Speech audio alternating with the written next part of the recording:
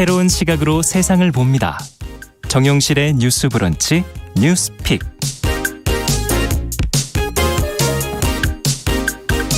네, 정용실의 뉴스 브런치 항상 청취자 여러분들과 함께하고 있습니다. 오늘도 유튜브 콩앱 그리고 라디오로 들으시면서 의견 보내주시면 저희가 반영하도록 하겠습니다.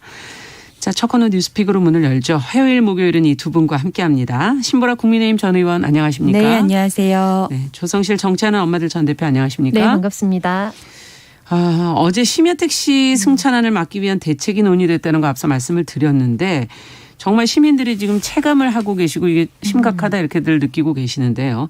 정부와 여당이 어떤 방안을 검토하고 있는지 그 내용 좀 설명해 주시죠. 신보라 의원께서. 네, 국민의힘과 정부가 어제 심야택시 승차난 해소 방안 마련을 위한 당정협의회를 열고 대안을 마련을 했는데요. 네.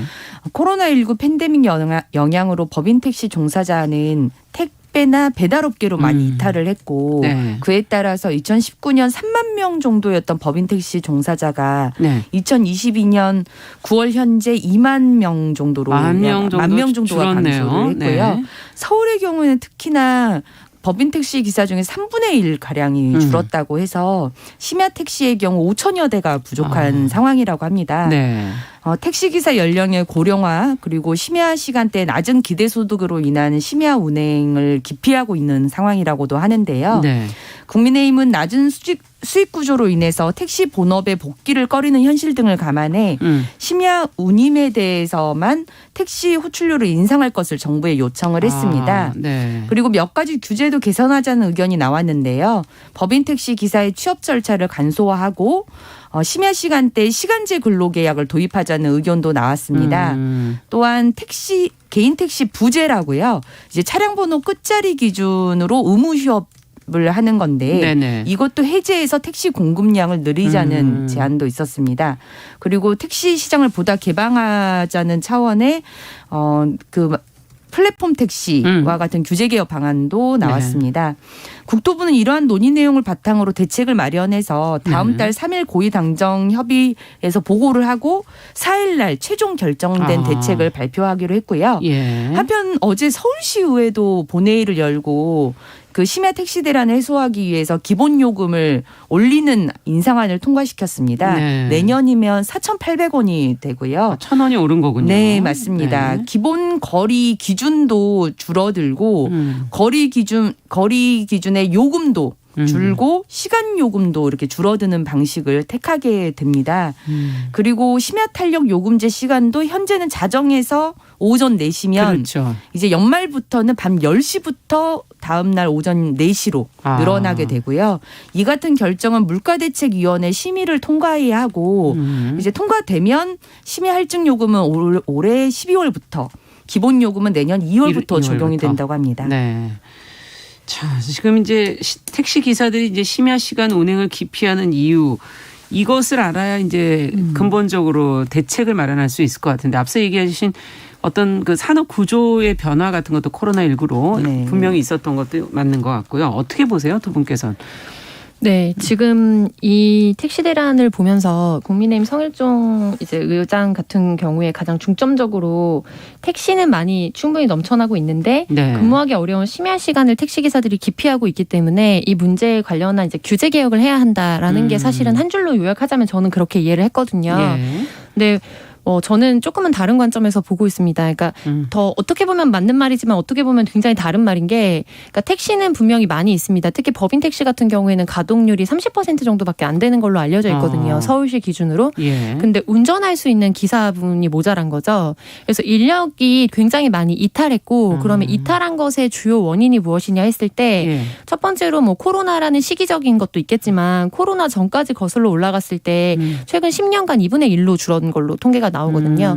그래서 이게 막 흔히들 사실은 택시 일자리가 우리 사회에서 어떻게 보면은 가장 이제 나이가 노후해졌을 때 혹은 여러 가지 사업이나 이런 것들이 어려워졌을 때 차선으로 선택한다라는 선입견이나 실질적인 현장의 어려움이 있는 게 사실로 보입니다. 수익이 안 되기 때문에 우선 수익이 안 되고 여러 처우나 이런 부분들이 그래서 결과적으로 이제 굉장히 고령화되어 있고요. 그렇기 때문에 뭐 안전의 문제라든지 건강, 체력 뭐 이런 거 여러 가지 문제 때문에 심야 운행을 할 수 있는 기사분들이 적고 그 중에는 개인 택시의 경우에 더 고령화 추세가 높은데 우리가 이제 어떻게 보면은 택시의 종류가 한 3가지 종류로 분류가 되는데 그중에 개인 택시 비중이 가장 많은 걸로 알려져 있거든요.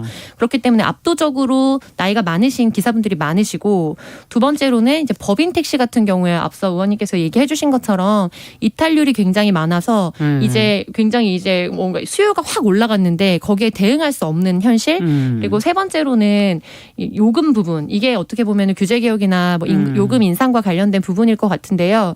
그래서 뭐 경기도 쪽으로 나가게 되면 가는데 비용을 많이 받기 때문에 빈차로 돌아오거나 혹은 돌아올 때에도 사실 여러 가지 뭐 수익 구조나 이런 부분이 맞을 수 있는데 근거리를 가거나 서울 시내에서 외곽 쪽으로 이동을 했을 때에는 거기에 대해서 수치가 맞지 않는다. 그래서 사실은 이제 뭔가 승차를 거부하거나 이런 것들이 많이 그렇죠. 추세가 되어 있는 현실이에요. 그래서 이거에 있어서 우리가 결국에 택시 요금을 인상할 것인가 이게 가장 첫 번째로 뭐 호출료라든지 심야의 할증료나 이런 거를 인상할 것인가 이 문제가 있겠고 네. 두 번째로는 사실은 더 근본적인 문제는 어떻게 그러면은 청년들이나 중장년들이 이거를 선택 가능한 일자리로 만들 것인가 이 부분이 좀 중요할 것 같아요. 그러네요. 그래서 이전에 타다금지법이나 이런 부분도 어떻게 보면은 택시 기사분들의 굉장히 어떤 집단 이기주의 이런 것 때문에 통과하지 못했다라는 뭐 시각도 있지만 일정 부분 그런 부분도 있을 수 있겠지만 결과적으로 이게 플랫폼 노동이라는 게 겉으로는 굉장히 좋아 보이는데 사실은 굉장히 단타로 들어갔다 나왔다 하는 이제 노동자들이 많아지고 그러면은 노동 공급이라든지 특히 택시 같은 경우에 안전이 굉장히 중요한데 그렇죠. 안전이나 이런 부분들에 있어서도 사실은 법적 사각지대가 굉장히 많았거든요. 그리고 수익이 기사에게 직접적으로 돌아가는 배당 구조라기보다는 규제가 굉장히 적기 때문에 향후에는 이거를 중개해주는 중개업체가 더 많은 수익을 가져가게 되는 구조가 있었습니다. 그래서 이런 부분들을 종합적으로 고려해서 단순히 이게 요금 인상과 규제 개혁만으로는 해결될 수 있는 문제는 아니라는 사실을 좀 종합적으로 검토할 필요가 있어 보입니다. 네. 어떻게 보세요, 신문관께서? 네, 어떤 원인이나 이런 부분을 잘 지적을 해주셨는데 실제 지금 팬데믹 때 이제 뭐 사람들이 거리에 이제 많이 다니지 않고 이제 그렇죠. 수요 자체가 줄어들다 줄어들었죠. 보니 네. 이 업계에 대한 선택을 할 수 없었던 문제도 있고 또 상대적인 요금 체계라는 것이 임금으로 환산했을 때 택시를 운전하면서 시간당 벌어들이는 어떤 그 임금보다 배달이나 택배를 통한 그게 시간당 임금으로 뭐 거의 그렇죠. 환산하면 2배에서 2.5배 정도의 차이가 나기 때문에 그러면 시간당 더 많이 벌 수 있는 쪽으로 이직을 할 수밖에 없는 상황이고 지금과 같은 택시 요금 체계로는 힘들다는 말이군요. 배달이나 택시업계 쪽으로 배달이나 택배 쪽으로 이동하신 분들이 다시 이 본업으로 이직하기가 사실상 어려운 구조다. 이제 그런 부분에 대한 문제의식을 강하게 느끼는 것 같아요. 네. 그리고 이제 그러면 어떤 방안으로 이거를 조금 현실화할 것이냐라고 하는 부분에서 당정에서 중요하게 생각한 건 아까 말씀하셨던 어떤 수익 구조의 배분에서 어쨌든 플랫폼 택시도 많고 뭐 산학금도 이렇게 존재하는 이런 현실들이 있는데 그렇죠. 요금 체계를 올린다 하더라도 또 그게 누구한테로 갈 것이냐. 그래서 지금 호출료를 인상하게 되면 그것에 대한 수익이 70% 이상은 택시 종사자들에게 지급될 수 있는 방향으로 이 체계를 좀 개선하겠다라고 하는 게 지금 당정의 생각인 것 같습니다. 네. 지금 3941번님께서도 택시 대란이라는 표현은 잘못됐다. 현실적으로 수입이 너무 터무니없이 낮아서 법인 택시 기사들이 이직을 하고 있는 거기 때문에 기사 대란이라고 해야 된다. 지금 그렇게 표현해 주시기도 했는데요. 네, 정확한 표현이시네요. 네. 자, 그러면은 지금 호출료 인상 얘기를 마침 신보라 의원께서 해 주셔서 지금 서울시 의회에서도 지금 기본 요금도 지금 1,000원 올린다 이렇게 얘기를 하지 않았습니까? 요금을 올리면 과연 도움이 될까? 앞서 어느 정도의 포션을 가져가게 될 것이냐 이제 이 부분 잠시 얘기해 주셨는데 그 부분을 두 분께서 한마디씩 좀 해 주시죠. 네, 지금 낮 시간대에는 사실 택시가 그렇게 모자란 구조는 아닌 걸로 알려져 있거든요. 그러면 이제 밤 시간대에 개인 택시 같은 경우에 뭐 기본 요금이 올라가거나 심야 할증제를 운행하게 되면 아무래도 좀 좀 더 무리를 해서라도 영입하게 되는 이제 예. 진출하게 되는 분들이 많을 것으로 보이긴 하고요. 근데 이제 그 법인 택시가 사실은 좀 어떻게 이거를 강제할 것인가의 문제인데 법인 택시 부분에서 저는 이 개념을 우리가 사회가 좀 합의를 하는 게 중요한 것 같아요. 그러니까 택시가 대중교통이냐 아니냐. 그러니까 이게 굉장히 중요한 것 같은데 네. 이제까지 서민과 함께하는 대중교통으로 버스, 지하철, 택시를 사실 우리가 하나의 카테고리로 이제 인식을 네. 해왔잖아요. 그런데 이제 정책적인 부분들을 보면 여러 가지 뭐 인센티브 구조라든지 뭐 규제라든지 이런 부분에 있어서는 또 이제 예산에서 우선순위로는 선택적인 이제 교통수단으로 치부될 때가 되게 많이 있었거든요. 그렇죠. 좀 그래서 애매한 네, 경계선에 맞습니다. 있죠. 네. 그래서 이제 그런 종합적인 어떤 구조 가운데서 사실은 이런 문제가 좀 야기되는 부분도 있고 그래서 우리가 대중교통으로 보자고 하면은 굉장히 좀 어려움이 있다고 하더라도 이제 정부 지원이나 이런 부분들을 더 늘려서 갈 이제 것이냐. 심야에 배차가 가능하도록 하는 방향을 해야 되겠지만 저는 현재 상황에서는 이제 제 개인적으로는 대중교통에 포함되기는 하지만 이 대중교통 안에서도 급간이 굉장히 택시는 다르다고 보거든요. 그렇죠. 그렇게 본다면은 어떻게 보면 시장 안에서 이거가 제대로 작동할 수 있도록 하는 인센티브적인 요소가 필요한데 그 부분에 있어서 심야의 호출료를 올린다든지 아니면 할증을 한다든지 이런 부분은 좀 필요해 보여요. 근데 이제 그러면 심야 배차에 대한 부분을 권고안이 아니라 네. 이제 할증료나 아니면은 뭐 호출료나 이런 부분을 어떻게 기사에게 직접적으로 배분할 것인지에 대한 명확한 지침과 규제안이 있어야 하고 그 안이 없는 상태에서 규제를 그냥 무한정으로 풀고 지금 100%까지도 사실은 심야 할증이 가능하도록 하는 형태를 논의를 하고 있거든요. 네. 근데 이제 100%는 전 좀 과하다고 봅니다. 그래서 서울시에서 지금 이번에 조례안이나 이런 것들 예산안을 통과시키는 그런 정도로 우선 좀 순차적으로 약간 올려보고 그리고 이게 실질적으로 이제 연말이나 내년도 코로나 복귀 이후에 1년 이제 추세가 보이잖아요. 그렇게 됐을 때 정말 그럼에도 불구하고 추가적으로 요금 인상이 필요한 부분인지를 종합적으로 검토할 필요가 있다. 네. 그래서 요약하자면 요금 인상이나 이런 부분은 규제 개혁이 일부 필요하지만 지금 국토위나 혹은 국민의힘 쪽에서 이제 요구하고 있는 것처럼 굉장히 너무 100% 안까지 상한선을 주는 거 근데 그 경우에는 결국에는 플랫폼 회사에서 굉장히 많은 마진을 가져갈 가능성이 굉장히 높거든요. 예. 그리고 배차가 다 안 됐을 때에도 최저선이 높아질 우려가 있습니다. 그래서 이제 그러면 할증을 높일 수 있는 기준을 완전 자율재량으로 주지 않고 최대한 우선 배차를 한 이후에 그 이후에 배차가 어려워졌을 때 할증을 어떻게 할 것인가 이러한 세부 지침안이 굉장히 중요할 것으로 보입니다. 네. 대중교통이라는 건 사실 또 매일 이용하셔야 되는 네. 부분이어서 과연 이걸 대중교통으로 맞습니다. 볼 수 있나 없나 하는 정말 그 문제가 또 생기고요. 심야 시간에 선진국의 경우는 이제 거의 운행하는 차가 네. 없을 정도로 사람들의 이동이 없는 문화로 가는데 과연 우리도 그렇게 갈 것인가 하는 부분도 한번 고민이 필요하지 않을까 하는 생각도 들고 어떻게 보십니까? 저는 이제 어제 이제 서울시 의회에서는 기본 요금 인상안을 통과시키고 그렇죠. 네. 이제 시간대 그다음에 기본 이제 킬로미터당 뭐 이것도 다 이제 줄이는 방식으로 네, 세세하게 조정이 들어갔죠. 했는데 네. 동시에 지금 호출료도 인상하는 안을 어제 나온 거거든요. 그래서 정부도 애초에는 처음에 심야 택시 요금 인상을 고려했다가 택시 호출료 인상으로 방향을 틀었다고 하는데 지금 어쨌든 이 택시 기사 대란이 네. 수도권에 실은 많이 집중되어 있는데 이 두 가지 안이 다 동시에 통과된다라고 하면 연말부터 그 승객이나 국민들이 내야 될. 느끼는 부담은 거의 2배 가까이 늘어날 인상의 것이다. 문제라서 네. 전 이거 조금 더 조정의 좀 가능성도 좀 있어 보이거든요. 왜냐하면 그러네요. 실은 두 가지 안을 동시에 이렇게 한다는 건 정부 구상에도 좀 없던 얘기가 아닐까 싶어서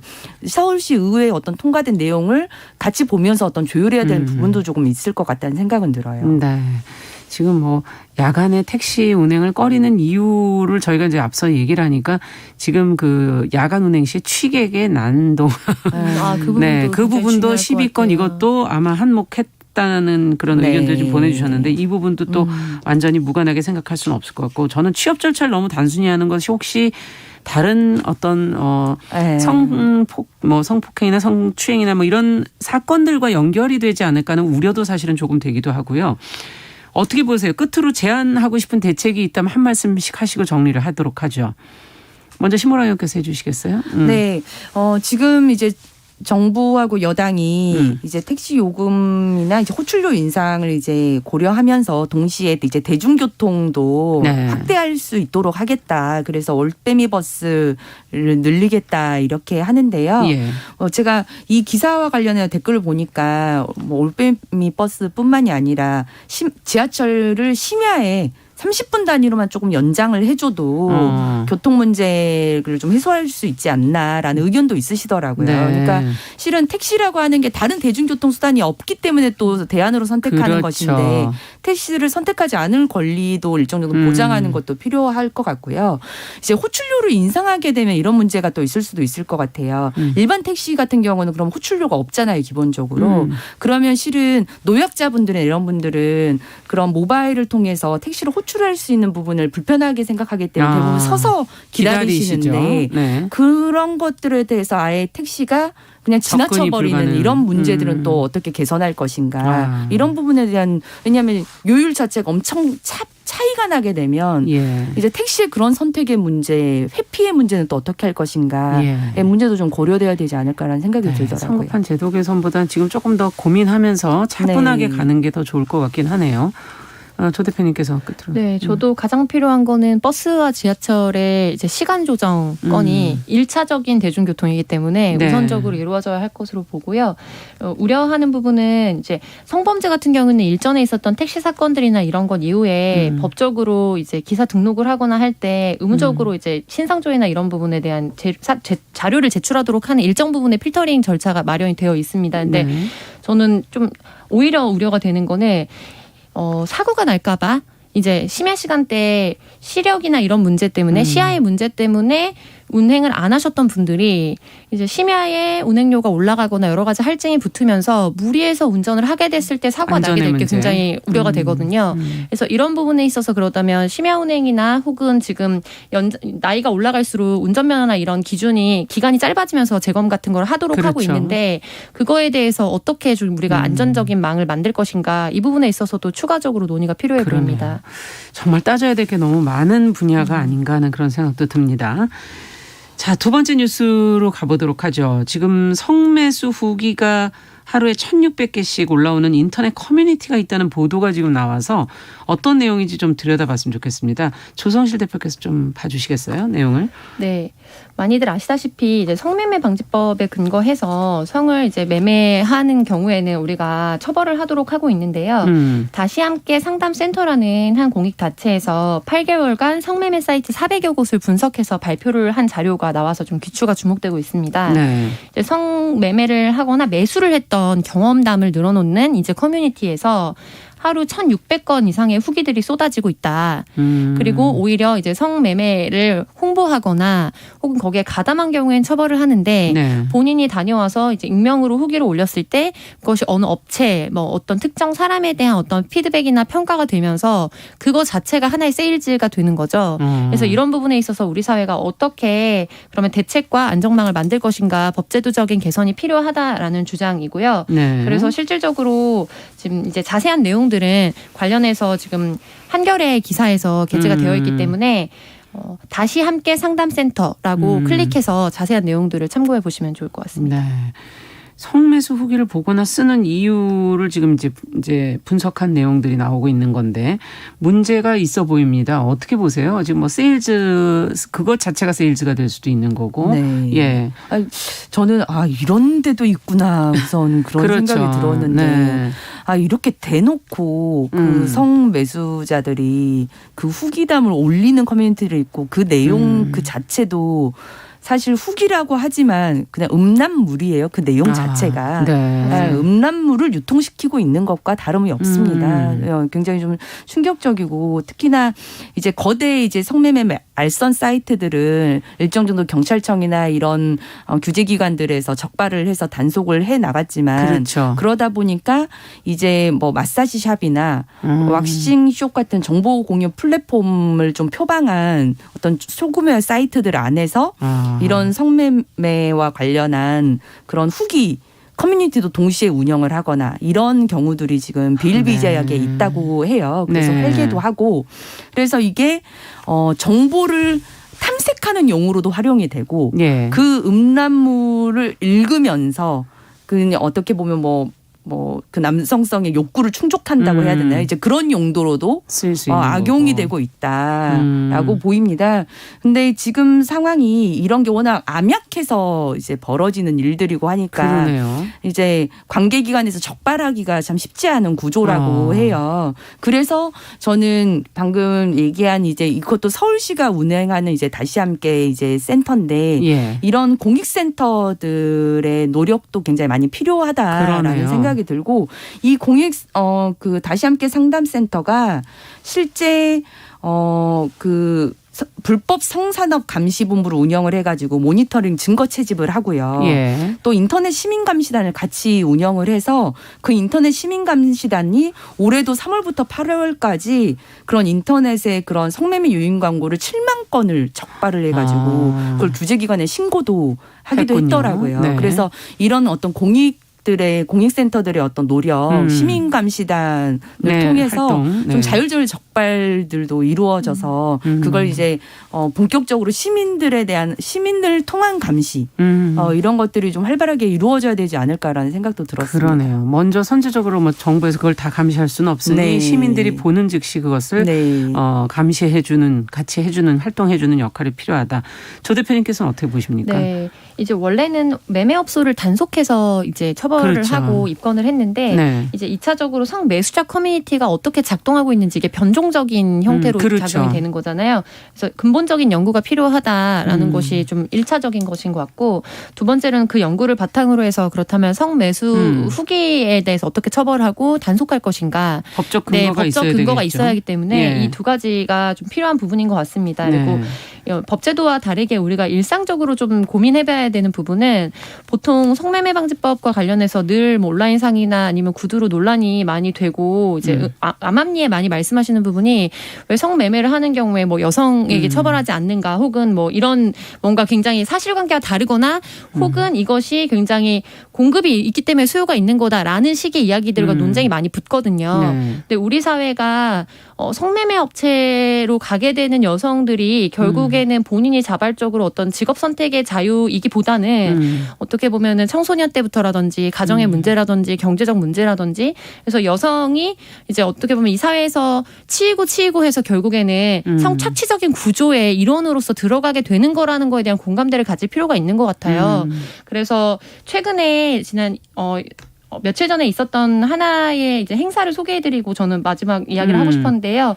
한국여성인권진흥원에서 지난 20일 성매매 추방 주간 시민참여 토크 콘서트를 가졌습니다. 네. 그래서 여기에서 이제 여러 가지 담론들이 나왔는데 그중 한 가지가 이제 성착취 구조에 기반한 것이라는 거에 대한 남녀노소를 불문한 공감대가 필요하다라는 것과 두 번째로는 말을 배우는 아이부터 바닥에 뿌려진 전단지를 보면서 엄마 키스방이 뭐야? 안마방이 뭐야? 라고 묻는 이런 현실 이런 것을 어떻게 단속할 것인가 이게 오프라인 광고도 그렇지만 온라인에서도 난무하거든요. 이 부분에 있어서도 고민해봤으면 좋겠습니다. 네.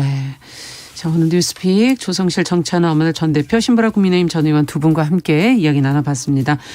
자, 뉴스 브런치 1부 마치고 저는 잠시 후에 돌아오겠습니다. 11시 30분부터는 일부 지역국에서 해당 지역 방송 보내드립니다.